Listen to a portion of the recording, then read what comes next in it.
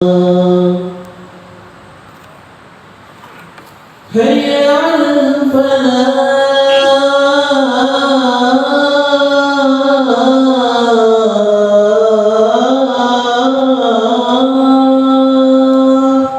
لا حول ولا هيا على الفلاح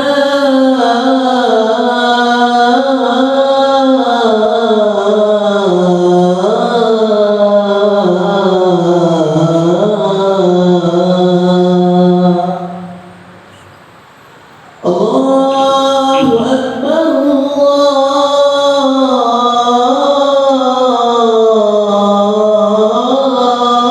الله أكبر لا إله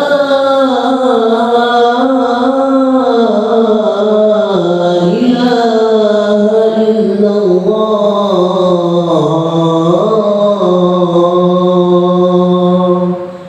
لا إله إلا الله أشهد الصلاة والقيامة سيدنا محمد وما أعظم من قوم محمد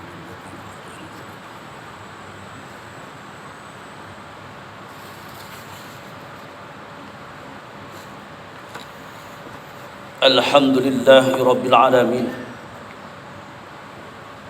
نحمده ونستعينه ونستغفره ونتوب إليه أشهد أن لا إله إلا الله وحده لا شريك له وأشهد أن محمدا عبده ورسوله اللهم صل وسلم على نبينا محمد وعلى آله وصحبه ومن دعا بدعوته إلى يوم الدين أما بعد فيا عباد الله اتقوا الله أوصيكم ونفسي بتقوى الله وطاعته لعلكم تفلحون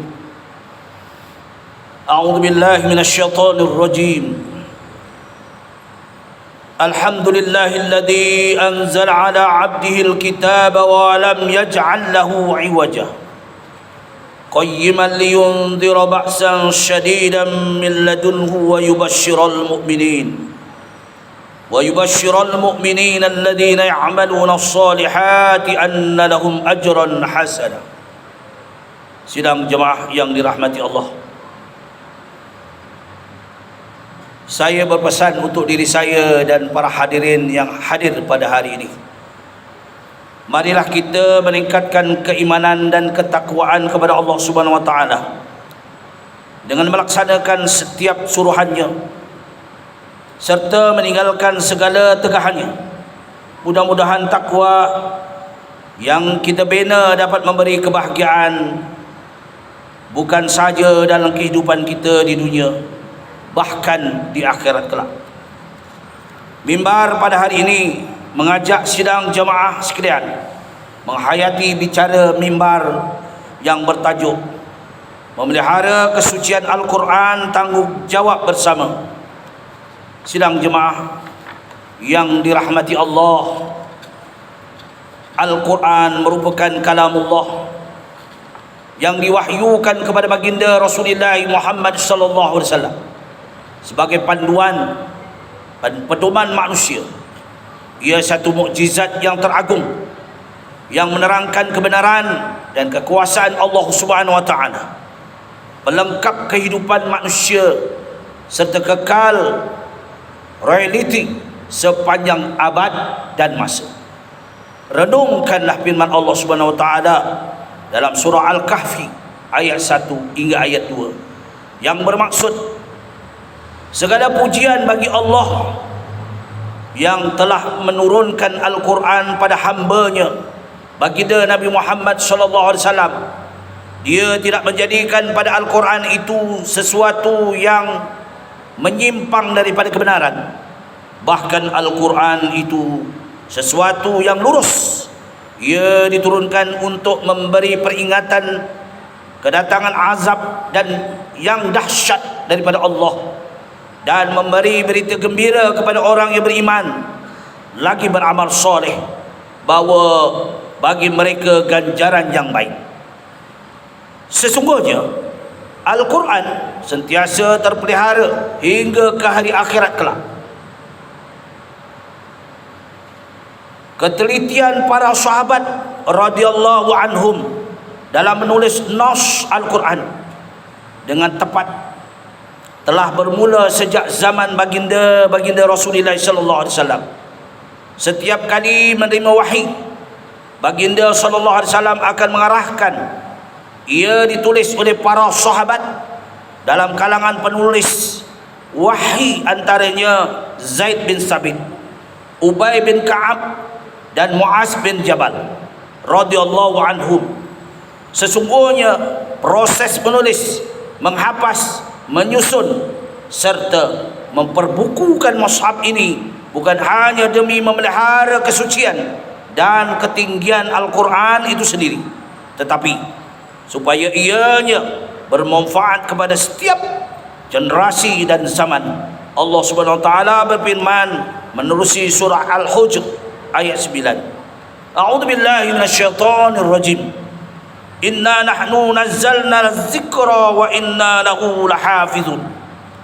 Maksudnya, sesungguhnya kamilah, yakni Allah, yang menurunkan Al-Quran dan kamilah yang memeliharanya dan menjaganya. Sidang jemaah yang dirahmati Allah, memelihara kesucian Al-Quran adalah satu amanah yang amat besar. Ingatlah bahawa kita bukan hanya diperintahkan untuk membaca, memahami serta mengamalkan isi kandungan Al-Quran semata-mata, tetapi kita juga berperanan dalam memelihara kesucian Al-Quran daripada sebarang kesalahan dan penyelewengan. Justru sebagai pencinta Al-Quran, marilah kita berperanan dengan bersama-sama menjaga kemuliaan Al-Quran melalui saranan berikut. Pertama, didiklah diri, keluarga dan anak-anak untuk sentiasa menghidupkan Al-Quran melalui pembacaan dan penghayatan. Sentiasalah memelihara dan mengamalkan adab-adab pembacaan Al-Quran. Pastikan mushaf Al-Quran sentiasa diletakkan pada kedudukan dan tempat yang betul selepas itu menggunakannya. Selain itu, pastikan aplikasi Al-Quran di dalam telefon komputer kita dalam tepat dan sahih.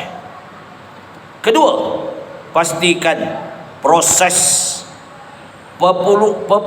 pelupusan mushaf lama dan jebisan-jebisan ayat Al-Quran dilaksanakan dengan cara yang tepat dan betul.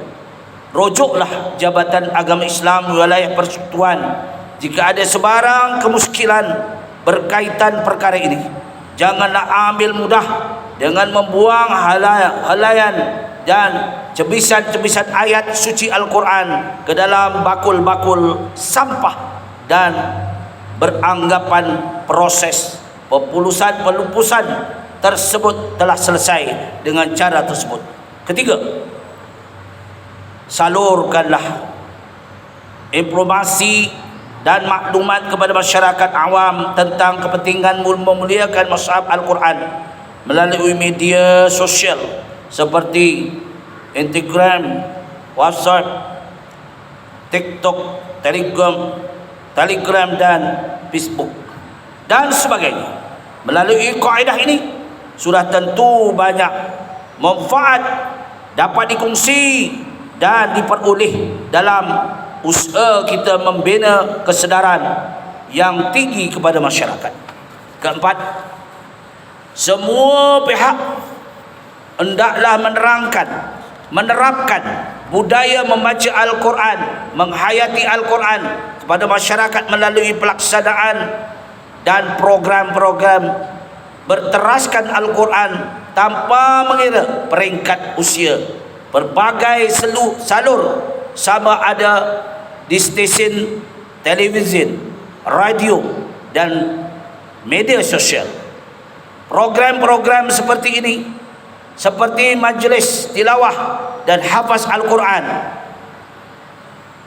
juga Quran Haud, tilawah Instagram dan sebagainya merupakan institusi yang sangat banyak, yang sangat baik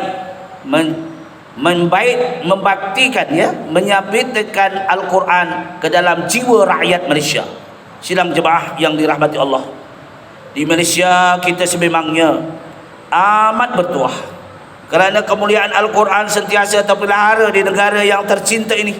Dalam hal ini, Kementerian Dalam Negeri KDN telah berperanan untuk melaksanakan penguatkuasaan dan kawalan berkaitan teks dan bahan Al-Quran menerusi Akta Penciptaan Teks Al-Quran 1986, Akta 326, menerusi jawatan kuasa pihak penyemak dan penilai teks Al-Quran, Al-Jannatu Tashihatul Quran. Ketetapan setiap ayat-ayat Al-Quran telah disemak dengan penuh teliti sebelum ayat diberikan kelulusan untuk proses pencetakan. Sesungguhnya tugas memelihara Al-Quran dari sudut penguatkuasaan, kualiti dan ketetapan cetakan mushaf Al-Quran bukanlah tanggungjawab pihak berkuasa semata-mata, tetapi ia juga memerlukan kerjasama dan kesepaduan semua agensi, sama ada kerajaan, swasta, para pemimpin, pendakwah dan masyarakat keseluruhannya. Mimbar mengambil kesempatan menyeru kepada sidang jemaah sekalian supaya memastikan setiap ashab yang kita miliki mempunyai cap kelulusan KDN dan pada hologram KDN sebagai jaminan bahawa cetakan mushaf tersebut mengikut kelulusan pihak berkuasa. Jika didapati sebaliknya, maka kemukakanlah aduan dan laporan kepada pihak KDN supaya siasatan lanjut dapat dilaksanakan. Mimbar juga ingin mengingatkan kepada sesiapa yang mempunyai mushaf Al-Quran yang rosak atau apa-apa petikan ayat Al-Quran pada helaian kertas, buku dan sebagainya, khususnya bagi mangsa-mangsa banjir baru-baru ini, bawalah ia ke pusat-pusat pengumpulan dan pelupusan Al-Quran yang ada di seluruh negara, termasuk pusat pelupusan Al-Quran Darul Kalam di bawah selesaian Jabatan Agama Islam Wilayah Persekutuan. Umat Islam juga boleh melaksanakan proses pelupusan ini sendiri, tetapi mestilah mengikut kaedah yang ditentukan oleh syarak, iaitu bahan-bahan tersebut hendaklah dibakar keseluruhannya di tempat yang bersih dan dikumpulkan tanpa meninggalkan sebarang cebisan-cebisannya. Setelah itu, abu daripada bahan-bahan yang telah dibakar tersebut hendaklah ditanam di kawasan yang bersih dan tidak dilalui oleh orang ramai untuk mengelakkan ia daripada dipijak.